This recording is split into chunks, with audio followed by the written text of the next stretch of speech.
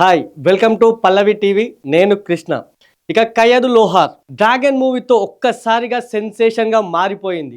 అయితే 4 ఏళ్ల క్రితమే ఈ భామ ఇండస్ట్రీకి ఎంట్రీ ఇచ్చినప్పటికీ కూడా ఓన్లీ ఈ ఒక్క మూవీతోనే ఓవర్ నైట్ స్టార్గా మారింది. అసలు ఎందుకు ఇప్పుడు ఈమె గురించి చెప్పుకుంటున్నామంటే, ఈమెకు లిక్కర్ స్కామ్తో సంబంధాలు ఉన్నాయనే ఆరోపణలు అటు ఇండస్ట్రీలో వినిపిస్తున్నాయి. నిజంగానే ఈమెకు లిక్కర్ స్కామ్తో సంబంధాలు ఉన్నాయా, అసలు ఈ ఎపిసోడ్ మొత్తంలో ఏం జరిగింది అనేది ఇప్పుడు ఒక్కసారి మనం ఈ వీడియోలో తెలుసుకునే ప్రయత్నం చేద్దాం. అయితే ఫస్ట్ ఈ వీడియోలోకి వెళ్ళే ముందు అసలు స్కామ్ ఏంటి, ఈ లిక్కర్ స్కామ్ ఆల్రెడీ మనం ఇప్పటికే ఢిల్లీ లిక్కర్ స్కామ్ చూసాము. ఇప్పుడు మనం చెప్పుకోబోయేది తమిళనాడు లిక్కర్ స్కామ్. ఎస్, ఇక తమిళనాడులో లిక్కర్ అనేది టస్మాక్ అని చెప్పొచ్చు. మనం Tamil Nadu state marketing corporation limited ద్వారా అక్కడ ఈ టిఏఎస్ ఎంఎస్సి అని చెప్పుకున్నాము. ఈ లిమిటెడ్ ఆధ్వర్యంలో అక్కడ లిక్కర్ అయితే మొత్తం లిక్కర్ వ్యాపారం అయితే జరుగుతుంది. మొత్తం ప్రభుత్వ నియంత్రణలో ఉంటుంది. ఇక్కడ సేమ్ మన దగ్గర ఎలా ఉంటుందో సేమ్ తమిళనాడులోనే అలాగే ఉంటుంది. అయితే ఇక్కడ ఈ మొత్తం భాగవతంలో 1000 కోట్ల అక్రమ లావాదేవీలు జరిగినట్లుగా పెద్ద ఎత్తున ఆరోపణలు వచ్చాయి. దీంతో ఈడీ రంగంలోకి దిగింది. సేమ్ ఢిల్లీ లిక్కర్ స్కామ్లో అయితే ఎలా అయితే జరిగిందో సేమ్ ఇక్కడ కూడా ఈడీ రంగంలోకి దిగి మొత్తం సోదాలు కూడా చేపట్టింది. సోదాలు చేపట్టి దీనిపై పలువురిని ప్రశ్నించింది. అంతేకాకుండా మనం పిక్చర్స్ చూడొచ్చు. ఈడీ సోదాలు జరుపుతున్న పిక్చర్స్ ఇవన్నీ ఆల్రెడీ ఇప్పటికే దీనిపై ఎప్పుడైతే ఈ ఆరోపణలు వచ్చాయో ఆ వెంటనే టెస్మాక్ అని చెప్పుకున్నటువంటి ఇప్పుడు తమిళనాడు ప్రభుత్వం అక్కడ హైకోర్టు ఫస్ట్ మద్రాస్ హైకోర్టును ఆశ్రయించింది. అయితే మద్రాస్ హైకోర్టు ఈడీని సమర్థించింది, విచారణ కొనసాగించాలని చెప్పింది. వెంటనే సుప్రీంకోర్టుకు వెళ్ళింది.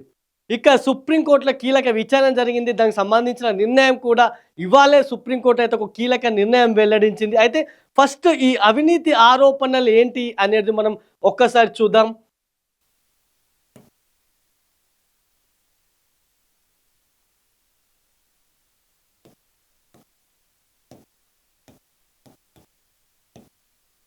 Yes, Tamil Nadu state marketing corporation, ఈ కార్పొరేషన్ లిమిటెడ్లోనే అక్కడ లిక్కర్ షాపులు అన్నీ ఈ కార్పొరేషన్ ఆధ్వర్యంలోనే జరుగుతాయి. రోజుకు సుమారు తమిళనాడులో 4800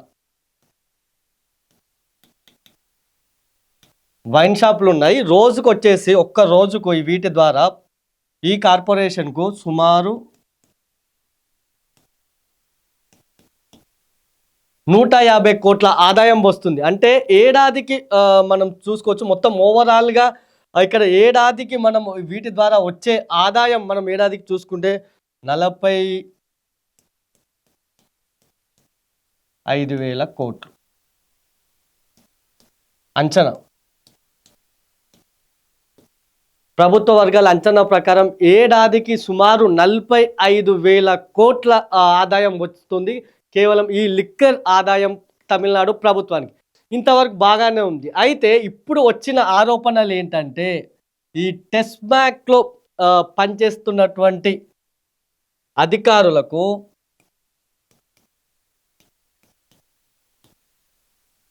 లంచాలు. ఎస్, ఈ లంచాలు ఎవరిచ్చారు? కంపెనీలు, కాంట్రాక్ట్ కంపెనీలు ఉంటాయి కదా, బాటిల్స్ కానీ లిక్కర్ తయారీ కంపెనీలు, తమకే కాంట్రాక్ట్ దక్కేలా లంచాలు.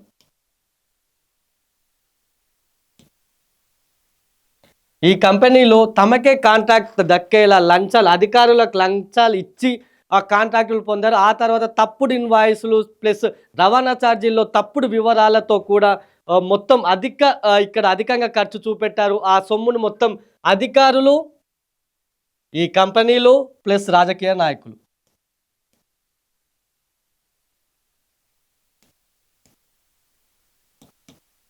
వీరందరూ పంచుకున్నారు అనేది ఈడీ ఆరోపణ.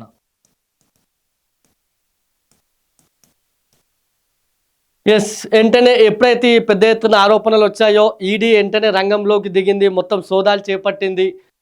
అయితే ఇక్కడ ఫస్ట్ తమిళనాడు ప్రభుత్వం అటు మద్రాస్ హైకోర్టుకు వెళ్ళింది. ఆ తర్వాత అక్కడ నిరాశ మిగిలడంతో సుప్రీంకోర్టుకు వెళ్ళింది. సుప్రీంకోర్టు అయితే ఒక కీలక విచారణ అయితే చేపట్టింది. అందులో సుప్రీంకోర్టు ఏం చెప్పిందంటే, అసలు ఈడీ దేశంలో ఏం చేస్తుంది, ఎటువంటి సాక్ష్యాధారాలు లేకున్నా సరే అరెస్టులు చేయడమే ఈడీ పనిగా పెట్టుకుంది. ఒక కక్ష సాధింపు ధోరణిలాగా ఈడీ వ్యవహారణ ఉంది. సమైక్య పాలన లేదంటే ప్రజా పాలనపై ఈడీకి అసలు నమ్మకం లేదా అటువంటి కొన్ని తీవ్ర వ్యాఖ్యలు కూడా సుప్రీంకోర్టు చేసింది. మొత్తం ఈ కేసు పైననే సుప్రీంకోర్టు స్టే విధించింది.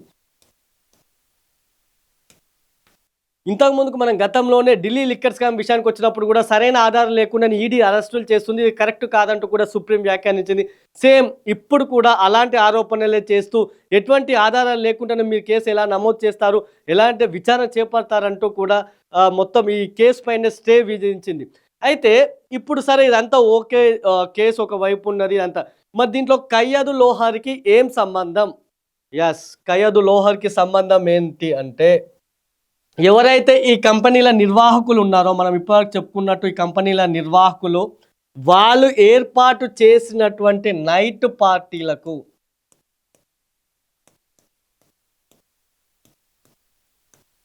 ఈ కయ్యదు లోహర్ హాజరైంది.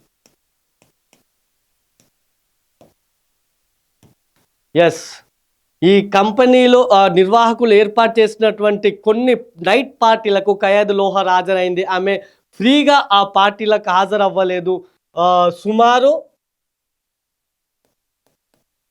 35 నుండి 40 లక్షలు.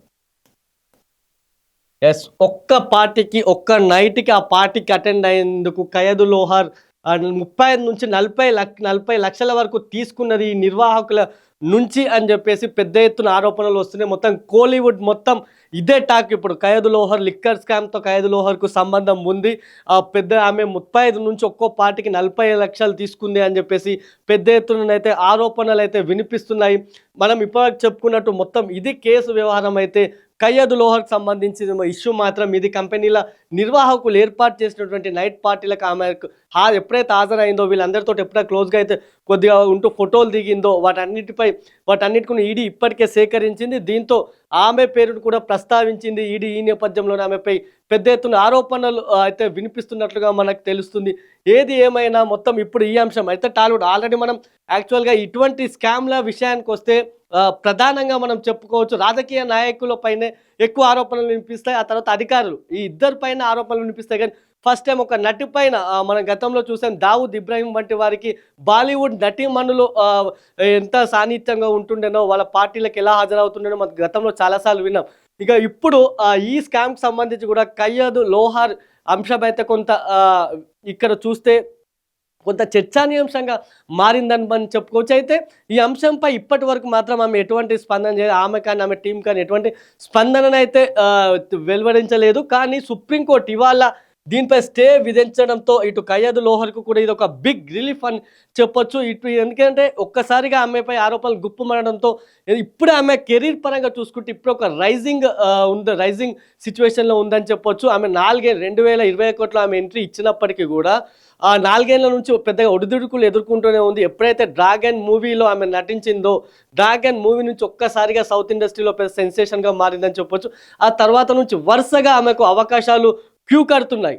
ఈ నేపథ్యంలో ఇప్పుడు ఇటువంటి సిచ్యువేషన్లో ఆమెపై ఒక్కసారిగా ఈ లిక్కర్ స్కామ్ ఆరోపణలు రావడం అనేది ఆమె కెరీర్కు పెద్ద దెబ్బగా మనం చెప్పొచ్చు. కానీ అటు సుప్రీంకోర్టు అయితే దానిపై కేసు మొత్తంపై స్టే విధించుతూ ఒక నిర్ణయం తీసుకోవడం మాత్రం ఆమెకు ఒక రిలీఫ్గా అని చెప్పొచ్చు. అయితే నిజంగానే ఆమె ఆ నైట్ పార్టీలకు హాజరు అయ్యిందా, నిజంగానే ఆ 35 నుంచి 40 లక్షలు తీసుకుందా అనేది మాత్రం ముందు మనకు విచారణలో తేలే అవకాశం అయితే ఉంది.